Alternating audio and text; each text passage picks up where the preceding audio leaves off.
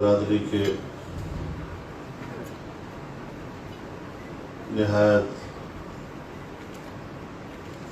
ذمہ دار اور اس سنجیدہ اجتماع سے خطاب کرتے ہوئے اسے اپنے لیے اعزاز سمجھتا ہوں۔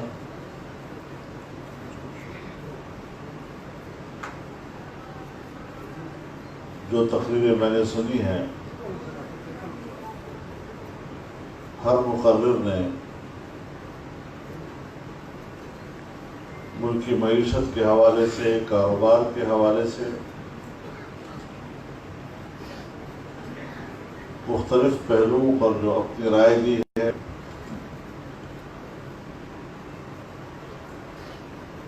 یقیناً ہم جیسے طالب علم سے رہنمائی حاصل کرتے رہے ہیں۔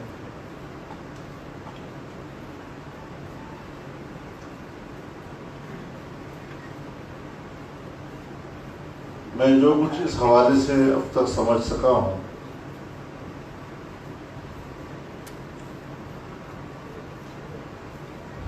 متمدن دنیا میں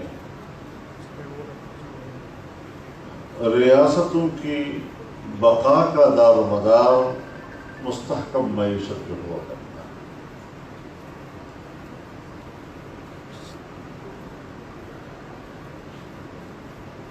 ایک زمانہ تھا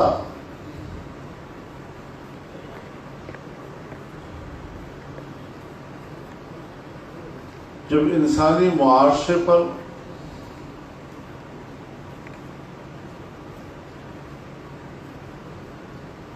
قبائلی تصورات غالب تھے،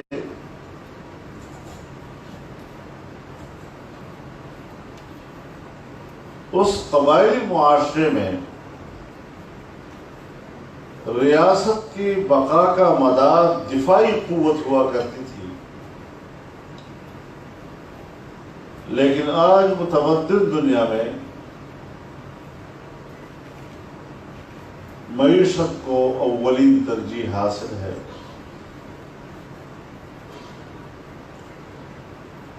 سوویت یونین سپر پاور تھی، لیکن 14 سال جب افغانستان میں وہ پھنسا اور جب اس کی معیشت زمین بوس ہو گئی تو وسط ایشیا سے دستبردار ہو گیا اور سوویت یونین کی بجائے دوبارہ رشین فیڈریشن کی صورت پہ واپس آ رہے۔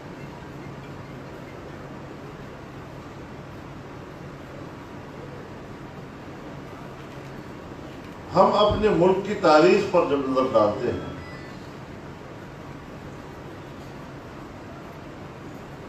ہم نے ملک کی معیشت کو مستحکم بنانے کے لیے کوئی دائمی اور مستقل اور مستحکم پالیسی بنائی ہی نہیں۔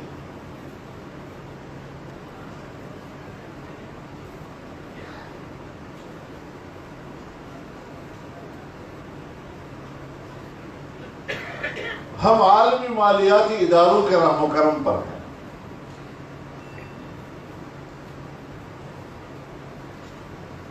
ان کی امداد، ان کے قرضے،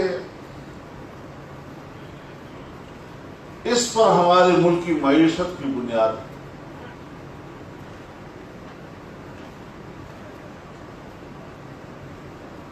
اور ہمیں یہ اجازت بھی نہیں ہے کہ ہم اپنی معیشت کے اساس کو تبدیل کر سکیں۔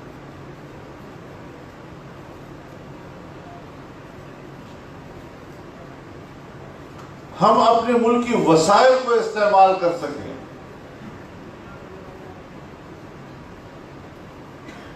ہمارے پاس کس چیز کی کمی ہے؟ دریائے ہمارے پاس ہیں، زرعی زمینیں ہمارے پاس ہیں، جنگلات ہمارے پاس ہیں، تیل کے ذخائر ہمارے پاس ہیں، گیس کے ذخائر ہمارے پاس ہیں،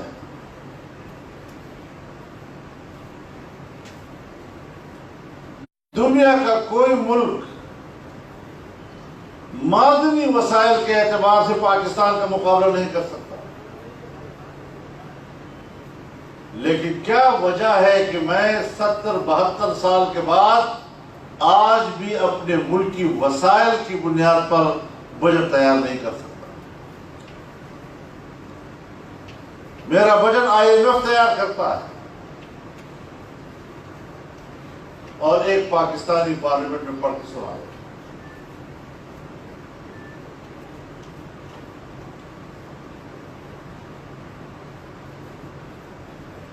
جہاں جمہوریت نہیں ہے،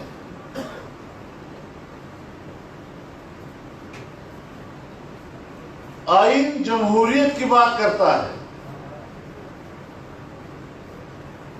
لیکن ہماری اسٹیبلشمنٹ کہتی ہے نہیں، ملک کی سیاست پر بالادستی ہماری ہو۔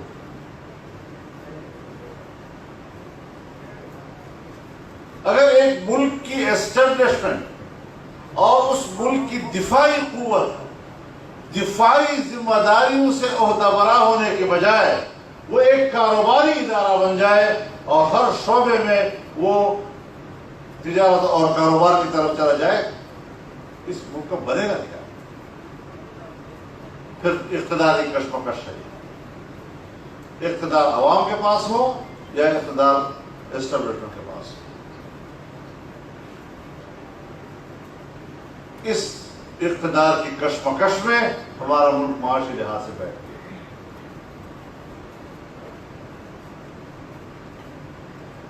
ہمارا جوان بہادر ہے، اس کی جنگی تربیت بہت مضبوط ہے، لیکن جنگ کے لیے بھی تو وسائل چاہیے۔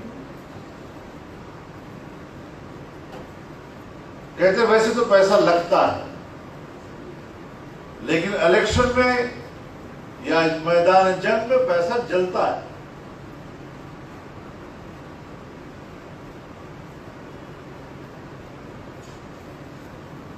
آج انڈیا کے پاس ریزرو میں $450 ارب موجود ہے، اور میرے پاس ریزرو میں $8 ارب ہے۔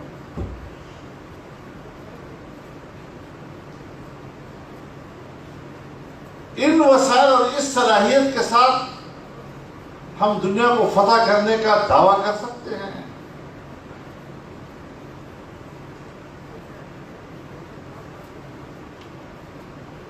اور ہمارے پاس طبی اختیار نہیں ہے کہ ہم ان عالمی مالیاتی اداروں پر انحصار کم کر کے معیشت کے نئے دروازے کھولیں۔ اور جب ہم نے چائنا کے ساتھ تعلق بنایا اور 70 سال کی انتہائی گہری دوستی، میٹھی دوستی اور ہمالیہ سے بلند دوستی معاشی دوستی میں تبدیل ہونے لگی، اور $70 ارب پاکستان میں اس نے انویسٹ کرنے کا ہم سے معاہدہ کیا، آج ہم نے اس سب چیز کو ملیامٹ کر دیا ہے۔ 70 ارب کو ضائع کر رہے ہیں، 9 ارب پر جو ہے بغلے بجا رہے ہیں۔ امریکہ کا دورہ کر کے واپس آتے ہیں تو بغلے بجا رہے ہیں کہ $1 ارب پیچھے آ رہا ہے۔ خود کو بھی احمق بنا رہے ہو، قوم کو بھی احمق بنا رہے ہو۔ اور آپ نے دیکھا کہ اس حکومت نے اقتدار میں آنے کے بعد ایک قومی اقتصادی کونسل بنایا۔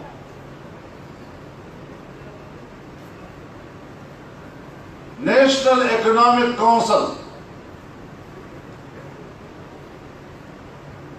اس میں جتنے لوگوں کو بھرتی کیا گیا،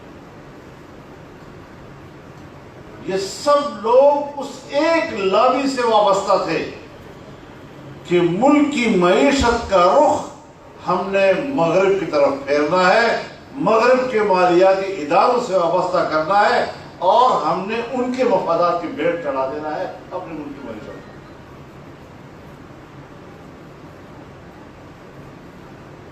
آپ نے دیکھا اس میں ایک قادیانی تھا، اب قادیانی پر قوم نے احتجاج کر دیا، پریشر اتنا آیا کہ بالآخر اس کو واپس کرنا پڑا، اور جب وہ ایک بندہ واپس ہوا تو 2 لوگوں نے اس پر احتجاج کر کے استعفیٰ دیا، اور یہ 2-3 لوگ جب کونسل سے نکل گئے، کونسل کا پتہ ہی نہیں ہے کہ پاکستان میں کبھی ایک کونسل بنا بھی تھا یا نہیں بنا، پھر اس کے بعد ضرورت ہی نہیں۔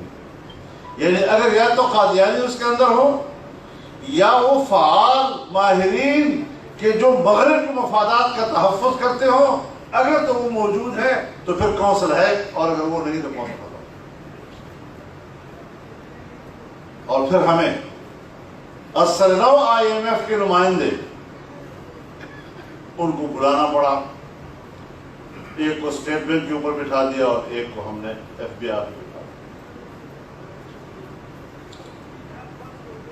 جب تک ہم ایسے لوگوں کو نہیں لائیں گے جو پاکستانی ہو، جو پاکستانیت اس کے اندر رچی بسی ہو، پاکستانی مفاد کے علاوہ اندھا ہو، جب تک ایسے لوگوں پر ہم اعتماد نہیں کریں گے، اور ہر معاملے میں ہم باہر سے لوگوں کو لا کر جو بیرونی مفادات کے محافظ ہوا کرتے ہیں ان کو ہم کہیں کہ پاکستان کا محافظ ہے۔ کبھی ہم پاکستان میں معین قریشی کو لے آتے ہیں جس کا پاکستان میں نہ ووٹ ہے، نہ وہ پاکستان کا شہری ہے، نہ وہ پاکستان کا کچھ بھی نہیں تھا، اور راتوں رات آیا، اور راتوں رات میں 3 چیزیں بنی، ایک اس کا پاسپورٹ، ایک اس کا شناختی کارڈ، ایک اس کا ووٹ۔ ووٹ میں نام اور، شناختی کارڈ میں نام اور، پاسپورٹ میں نام اور اس نے ہم پر 3 مہینے حکومت کی اور چلا گیا، اور کوئی پوچھنے والا نہیں ہے۔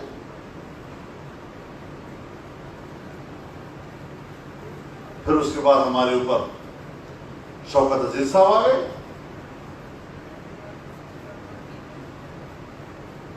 کئی سال ملک کے حکمران رہے، اور جو ہی وزارت سے سبکدوش ہوئے، یہ تکلیف بھی گوارا نہ کی کہ کم از کم اپنی زندگی کا ایک ووٹ تو پاکستان میں پول کر لوں۔ چلے گئے، ہماری معیشت ان کے حوالے، آج کہاں ہے؟ اس حوالے سے ہم ایک آزاد قوم نہیں ہیں، ہم معاشی لحاظ سے غلام قوم ہیں۔ ہندوستان تقسیم ہوا ہے، ہم آزاد نہیں ہوئے۔ تقسیم اور آزادی 2 مختلف چیزیں ہیں۔ ہمیں ملک ضرور ملا ہے، لیکن جس ملک میں نہ ہم مکمل اسلام نافذ کر سکتے ہوں، جس ملک میں نہ ہم جمہوریت لا سکتے ہوں، جس ملک میں نہ ہم اپنی معیشت کے مالک ہوں، کس طرح ہم اس ملک کو آزاد ملک کہہ سکتے ہیں؟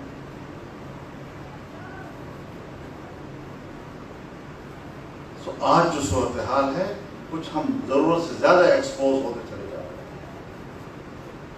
بہت پردے ہم نے، دبیز پردے ہم نے اپنے اوپر ڈالے رکھے 70 سال تک۔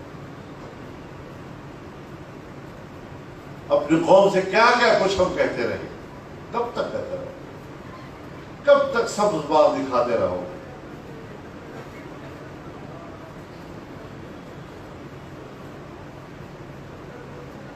اور بالآخر یہ صورتحال بنی۔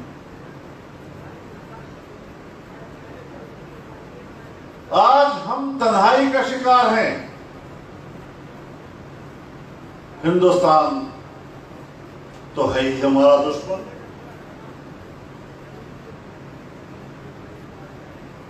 افغانستان سے ہمارے تعلقات ٹھیک نہیں، پورے افغانستان پر انڈین لابی کا قبضہ ہے،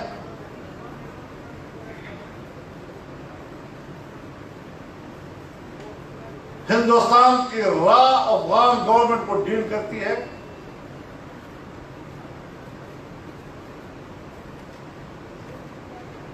ایران ہمیں دھمکیاں دے رہا ہے،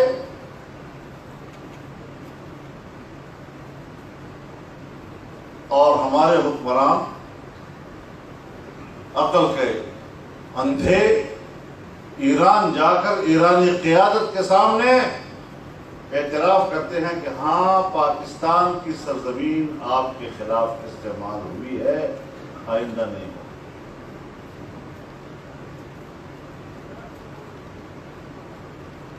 کیا یہ پاکستان کے اسٹیٹ کا موقف ہے؟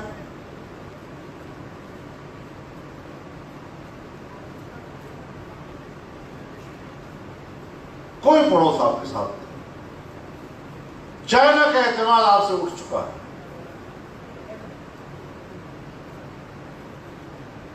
اور سی پیک سے وابستہ جو چینی ذمہ داران ہیں وہ آتے ہیں، میرے سے ملے ہیں اور روتے ہیں کہ ہمارے ساتھ کیا کیا تم نے۔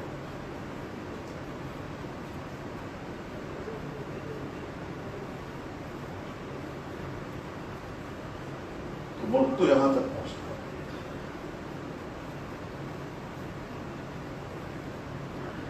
اور آج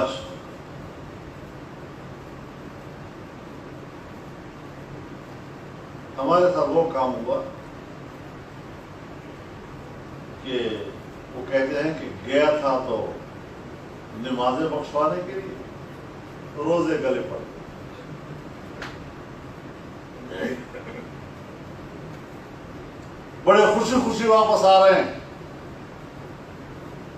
کہ کشمیر کا مسئلہ حل ہو گیا ہے، ٹرمپ نے ثالثی کا کردار ادا کرنے کا وعدہ کر لیا ہے۔ اب بتاؤ کیا ہو رہا ہے کہ نہیں کرنا چاہتا ہے اور دنیا کی جغرافیائی نقشے کو تبدیل کرنے کے لیے ملکوں کے اندر پہلے سیاسی بحران پیدا کیے جاتے ہیں، سیاسی بحران کے نتیجے میں عدم استحکام آتا ہے اور عدم استحکام کے نتیجے میں ملک تقسیم ہو جاتا ہے۔ چنانچہ جو حالات ہمارے فاٹا میں پیدا کیے گئے، دہشت گردی کے خلاف جنگ، دہشت گردی کے خلاف جنگ، دہشت گردی کے خلاف جنگ، اگر آپ اس پر تحفظات کا اظہار کرتے ہیں تو کہتے ہیں آپ دہشت گردوں کے ساتھ۔ ٹھیک ہے جی، دو رائے ہیں، آپ حکمران ہیں، آپ کے رائے پہ عمل ہو گیا، آپ کو ہم نے راستہ دیا، لیکن نتیجہ کیا نکلا؟ نتیجہ یہ کہ آرٹیکل 247 کو ختم کر کے آپ نے فاٹا کو کا انضمام کر دیا اور فاٹا کی خصوصی اسپیشل سٹیٹس کو ختم کر دیا۔ آج ہندوستان نے وہی کچھ کشمیر میں کیا کہ آرٹیکل 37 کو ختم کر کے کشمیر کے اسپیشل سٹیٹس کو ختم کیا اور ہندوستان نے اس کو ضم کر دیا۔ اب یہ کیا کھیل ہو رہا ہے؟ اس کو ہم سطحی طور پر دیکھتے رہیں گے؟ یہاں بھی اتفاقیہ ہو گیا، وہاں بھی اتفاقیہ ہو گیا، اور اس سارے کھیل میں کوئی کردار امریکہ کا نہیں ہے، اور سب کچھ ہم اپنے عقل دانش کی بنیاد پر کر رہے ہیں۔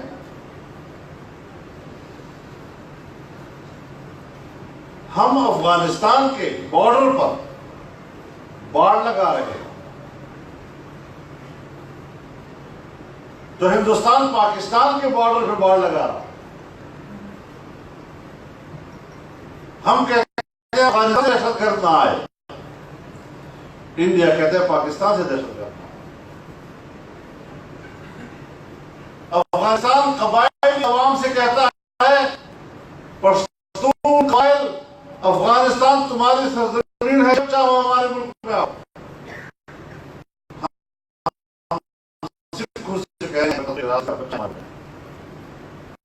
کیا چیز ہے؟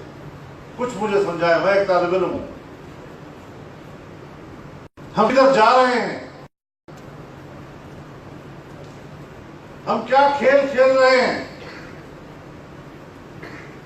ہمارے بچوں کے مستقبل کے لیے، ہمارے آنے والی نسلوں کے لیے کیا زمینیں بنائی جا رہی ہیں؟ نہیں۔ اور آج ہم کشمیر پہ رو رہے ہیں۔ اب ظاہر ہے فوج کا کام پبلک کے معاملات نہیں ہوا. فوج کا کام اپنی زمین کی حفاظت ہے.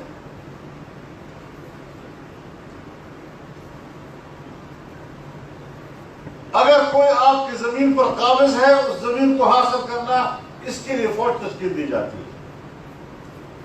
جیسے ٹکا خان نے کہا تھا ہمیں بنگال چاہیے، بنگالی نہیں.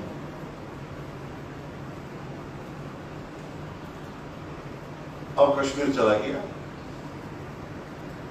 اب خطے کو حاصل کرنا یہ میرا اور آپ کا کام تو نہیں ہے. میرے اور آپ کے ہاتھ میں تو کچھ بھی نہیں ہے. ہم تو بے دستپا لوگ ہیں، نہتھے لوگ ہیں. ہم تو پبلک ہیں. کیا ہمارے ملک کی دفاعی صلاحیت اتنی ہے کہ ہم یہ ارادہ بھی کر سکیں کہ ہم نے اپنی دفاعی طاقت کے ذریعے سے کشمیر کو حاصل کرنا ہے؟ یقیناً نہیں ہے. اور جب نہیں ہے تو پھر یہ جو کمزوری ہے ہماری، اس کو ہم نے چھپانا کیسے ہے؟ کشمیر میں انسانی حقوق کا مسئلہ پیدا ہوگا. انسانی حقوق پر سیاستدان اٹھے گا، پبلک اٹھے گا، مظاہرے ہوں گے، شور و غوغا کیا جائے گا، اور پھر اس شور و غوغا میں ہماری ریاست کی کمزوری کو چھپایا جائے گا.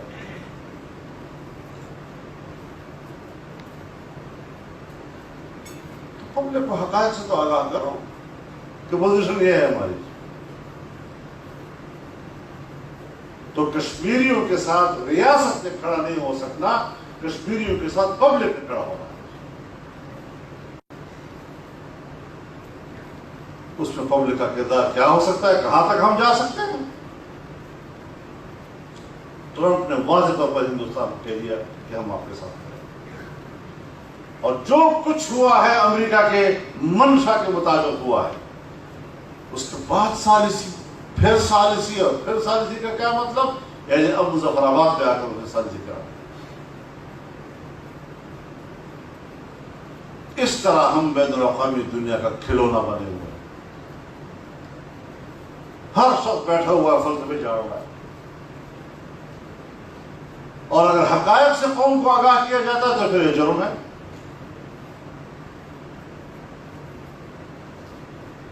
تو اس لحاظ سے اب آج ہمیں جو درپیش صورتحال ہے، ہمارے سامنے واضح طور پر دو باتیں. پہلی بات یہ ہے کہ یہ حکومت ناجائز ہے.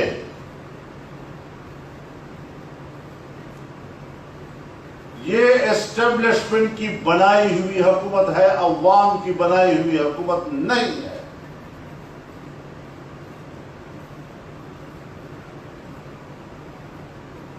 تو ایک تو حکومت حق اقتدار ان کو حاصل نہیں.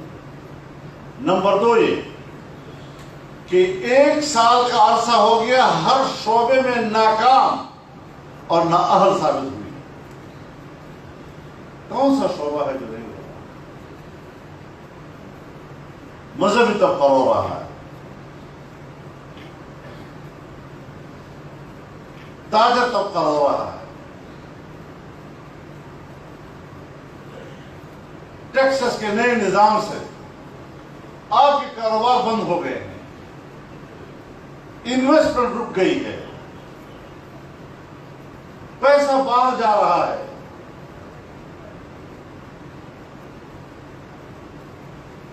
عوام مہنگائی کے ہاتھوں تنگ، نوجوان بے روزگاری کے ہاتھوں تنگ، تاجر ٹیکسوں کے ہاتھوں تنگ، وکلا ہو رہے ہیں، ڈاکٹر ہو رہے ہیں.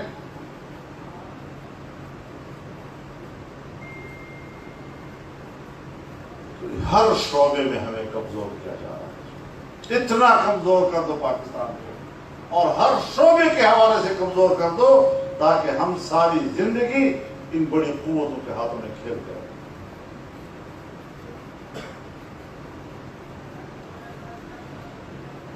اب جب حکومت ناجائز بھی ہو اور نااہل بھی ہو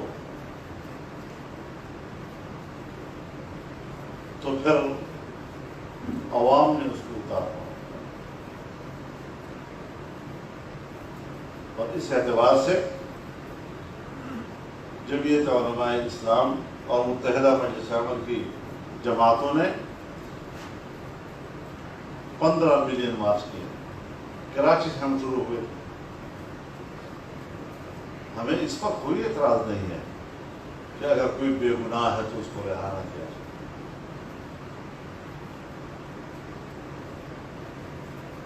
یہ ہمارا موضوع ہی نہیں ہے, ہمارا کیس ہی نہیں ہے. ہمارا دعویٰ یہ ہے کہ اگر آسیہ کے مسئلے پر مقامی انتظامیہ اور پولیس کی تفتیش غلط تھی, پھر اس تفتیش کی بنیاد پر سیشن کورٹ کا فیصلہ آیا, پھر اس بنیاد پر ہائی کورٹ کا مسئلہ آیا, اور پتہ نہیں کتنے سالوں کے بعد سپریم کورٹ نے کیس سنا اور 1 گھنٹے میں فیصلہ کر لیا کہ تفتیش میں غلط تھی اور فلاں فیصلے میں غلط تھا. بھائی آپ ہسپتالوں میں جاتے ہیں, ہسپتال میں آپ مریضوں کے حالت کو دیکھتے ہیں, کمروں میں جاتے ہیں, گلی میں جاتے ہیں, گندگی دیکھتے ہیں, اس پر برہم ہو جاتے ہیں, انتظامیہ کو ڈانٹتے ہیں. کم از کم آپ ذرا اس گاؤں میں دوبارہ ایک تفتیشی ٹیم بھیج دیتے ہیں, سرنو تحقیق کر دیتے ہیں. تو ہم نے کہا یہ بیرونی دباؤ پر تم نے کیا. ہمارا اختلاف بیرونی دباؤ ہے. ہمارے سامنے برطانوی پارلیمنٹ کے پارلیمنٹیرینز کے وہ خطوط ہیں, ہمارے سامنے یورپی پارلیمنٹ کے پریزیڈنٹ کے خطوط ہیں. وہ ساری چیزیں, وہ وفود جو جنوری 2018 میں آئے یورپی یونین اور جنہوں نے اپنے معاشی, اقتصادی, تجارتی نیٹ ورک میں پاکستان کو شامل کرنے کے لیے شرط لگائی تھی کہ آسیہ کو رہا کرنا ہوگا, اور دنیا میں بتایا جا رہا ہے کہ غیر مسلموں کے خلاف یہ قانون استعمال ہو رہا ہے. آسیہ کے کیس کے بعد مجھے ایک کیس بتا دے جو کسی غیر مسلم کے خلاف درج ہوا. تاثر دے رہے کہ روزانہ یہی کام ہو رہا ہے. غلط تصویر پیش کی جا رہی ہے پاکستان کی اور پاکستان کے مسلمانوں کی, اور ہمارے حکمران پیش کرتے ہیں. ہم نے یہ نقشہ پیش کیا جیسے ہمارے یہاں سارے دہشت گرد رہتے ہیں, اور مشرف کہتے ہیں اس میں نے ڈالر کمائے, اتنے لوگ میں نے پکڑ کر دیے اور میں نے ڈالر کمائے. یہ تو ان کا کردار ہے. ہم کدھر جائیں؟ تو اس اعتبار سے اگر مذہبی طبقہ بھی کرب میں مبتلا ہے, پریشان ہو, مضطرب ہے, اگر جمہوریت پسند قوتیں بھی کرب میں مبتلا ہیں کہ ملک کا جمہوری نظام ان کو نظر ہی نہیں آ رہا, اگر معیشت تباہ ہے, اگر اخلاق تباہ ہے, اگر تہذیب تباہ ہے, اگر صحت کے میدان میں, تعلیم کے میدان میں ہم پیچھے جا رہے ہیں, تو قوم مجبوری طور پر اس طرح میں تو ہوگی. جب لوگوں کو روٹی نہیں ملے گی, خودکشیوں پہ آئیں گے لوگ, علاج نہیں کرا سکیں گے, ہسپتال جانے کے قابل نہیں ہوں گے, بازار سے راشن خریدنے کے قابل نہیں ہوں گے, کدھر جائے گی یہ قوم آ کر؟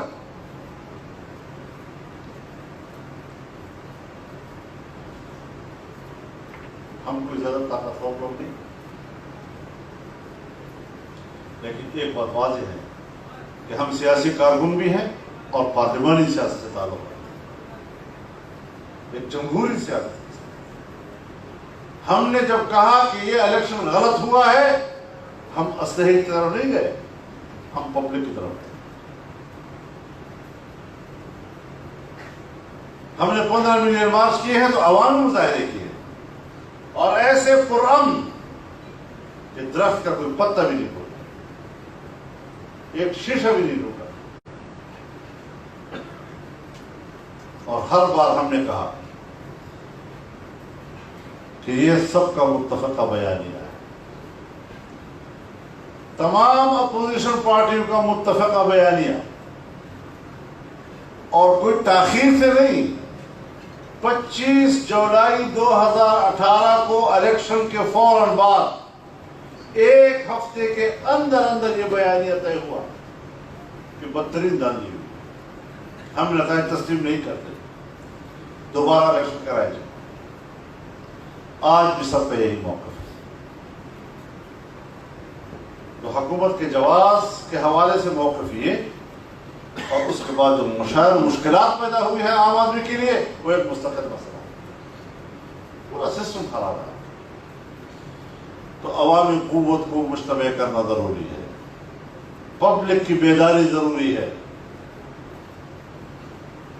عوام کو ریوڑ کی طرح ہانکنا یہ روایت ختم ہو جانی چاہیے.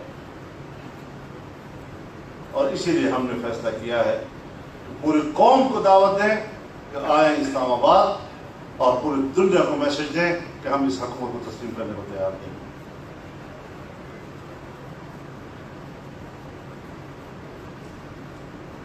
عوام تیار ہے، ہر پارٹی کا کارکن بھی تیار ہے، مزدور بھی تیار ہے، دکاندار بھی تیار ہے، سرکاری ملازم بھی تیار ہے، عام دکاندار بھی تیار ہے، تاجر بھی تیار ہے. لیکن ہماری سیاسی جماعتیں تھوڑا تھوڑا ابھی تک تذبذب میں ہیں.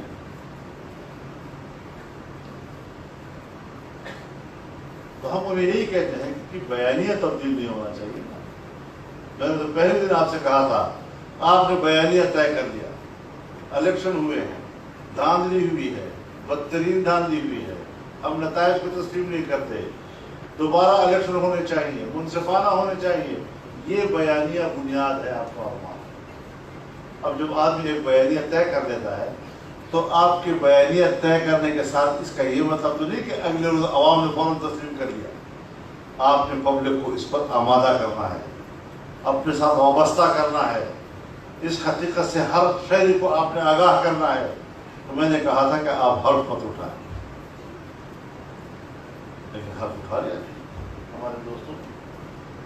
اب جب لوگوں نے ٹی وی کے اوپر صبح سے شام تک یہی دیکھا کہ حلف اٹھائے جا رہے ہیں، وزارتیں بن رہی ہیں، حکومتی مراحل طے ہو رہے ہیں، تو آپ کا بیانیہ تبدیل ہو گیا، وہ مٹ گیا، محو ہو گیا.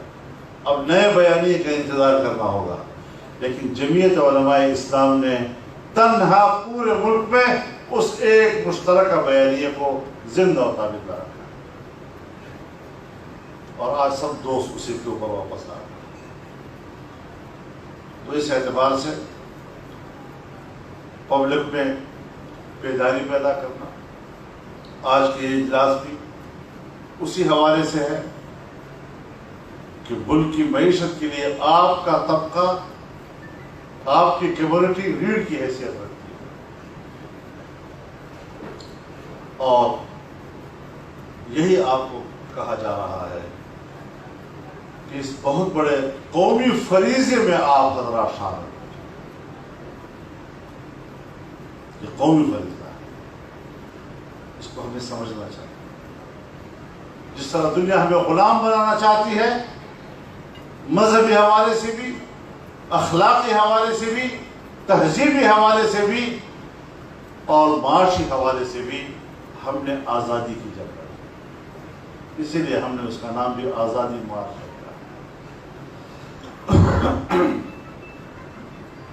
اور یہی ہماری تاریخ. تو ہم نے اپنا سبق بھلانا نہیں ہے.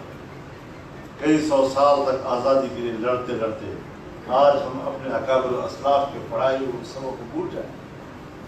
نہیں، وہ برقرار ہے. تو اس اعتبار سے ہمیں حالات کی بہتری کی طرف جانا ہے.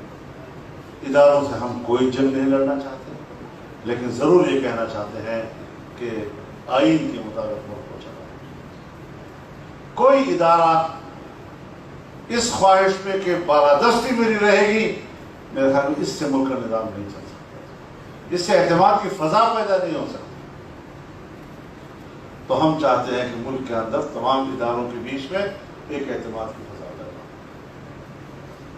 پارلیمنٹ، بیوروکریسی، فوج، عدلیہ، یہ سب اپنے آپ کو ایک قوم سمجھیں اور اپنے اپنے دائرۂ کار میں سے واسطہ رکھیں، اس سے ملک چلتا ہے۔ اگر دوسرے ملکوں نے اس اصول کی بنیاد پر ترقی کی ہے تو ہم بھی بحیثیت قوم اسی اصول کو فالو کرتے ہوئے ترقی کر سکیں گے۔ اللہ تعالیٰ ہمارا حامی و ناصر ہو، اور مجھے یقین ہے کہ آپ حضرات اس حوالے سے اپنے بھرپور تعاون اور شراکت کا مظاہرہ فرمائیں گے۔ وآخر دعوانا